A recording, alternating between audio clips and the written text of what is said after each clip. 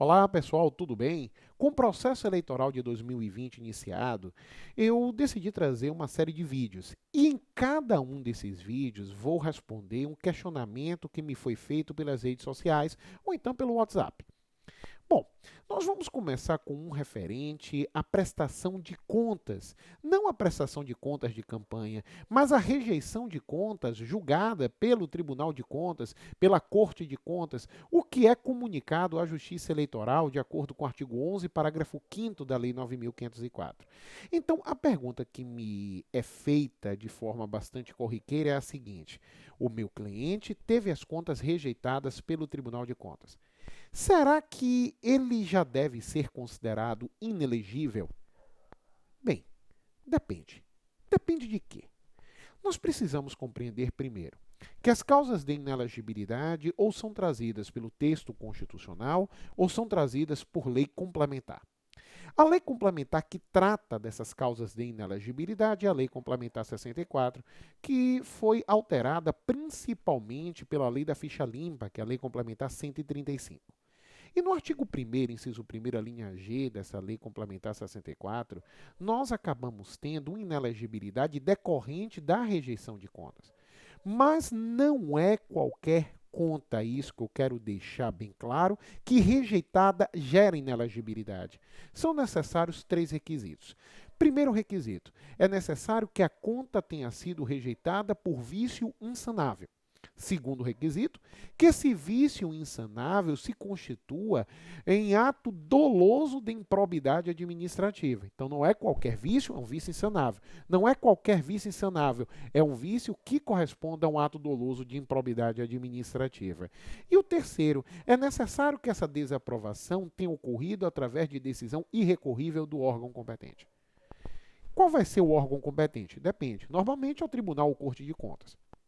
Agora, quando nós falamos de chefe do Poder Executivo, a competência para julgar as contas do chefe do Poder Executivo é da Casa Legislativa. Como em 2020 nós estamos em pleno processo eleitoral municipal, compete à Câmara de Vereadores o julgamento das contas do prefeito.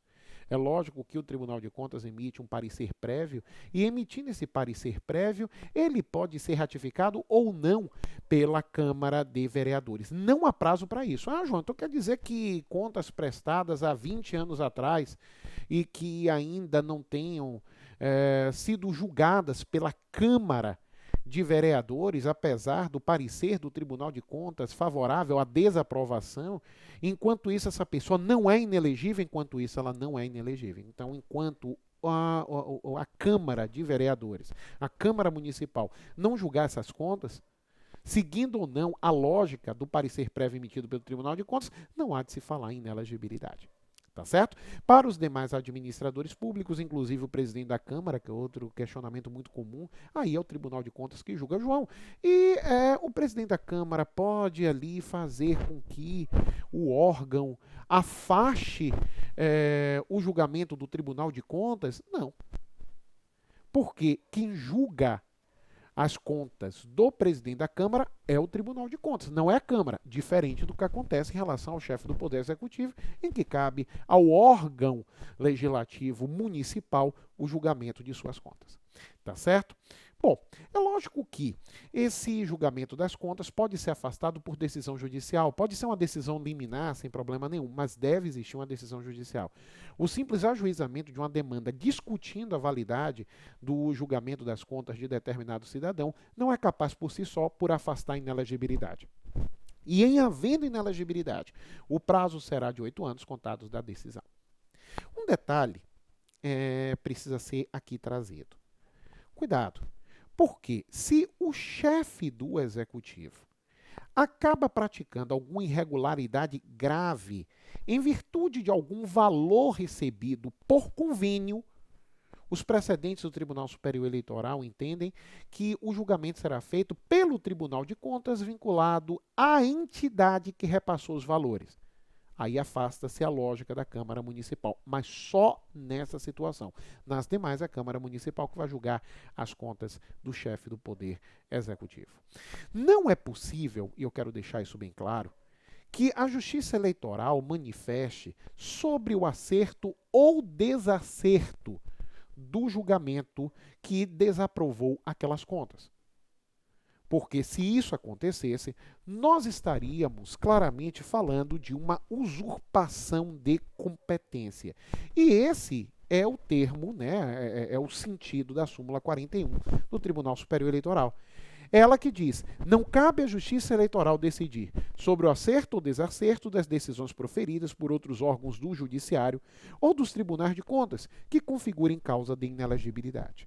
Mas apesar da Justiça Eleitoral não poder se manifestar acerca do acerto ou desacerto nessa prestação de contas, nesse julgamento de prestação de contas, a Justiça Eleitoral ela pode, analisando os fundamentos utilizados pelo órgão competente, verificar se ali há vício insanável e se aquele vício insanável se constitui em ato doloso de improbidade administrativa.